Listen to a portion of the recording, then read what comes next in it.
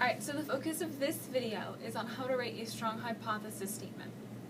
This is the continuation of before we talked about how to write a specific problem statement. Now we're going to turn that problem statement, we're going to do some background research, and we're going to write it into a hypothesis statement. So the hypothesis statement has three key parts. The hypothesis statement will tell you what the problem is, what you think is going to happen, and why you think what's going to happen is going to happen.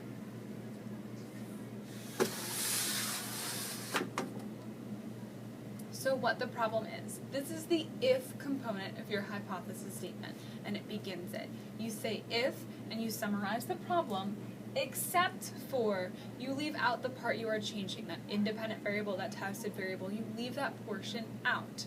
So for example, if we're going to go back to that same example that we used in the, in the problem statement writing video, we'll go with if I drop a basketball from 1 meter above the ground. We just summarized what our problem statement was without that tested variable, without what are we doing as far as the different surface areas. We left that part out because you bring it up in the next portion. So the next portion you start if, blah, blah, blah, then is the next word in your hypothesis statement. And remember, then we'll summarize what I think will happen in the experiment. So this is what you're choosing, which of those tested variables you think is going to answer your question. So, yep, I said that.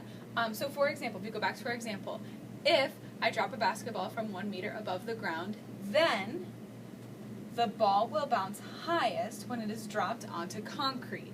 So again, concrete was that option in my problem statement that I had chosen. I said, yep, this is going to be the right answer.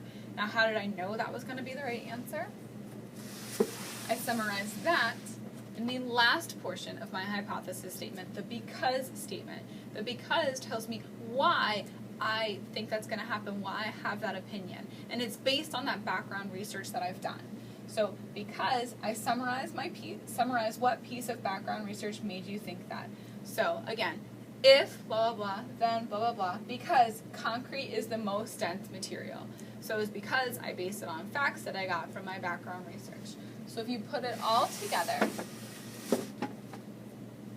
your full hypothesis statement looks like this. If I drop a basketball from 1 meter above the ground, then it will bounce highest when dropped onto concrete because concrete is the most dense material.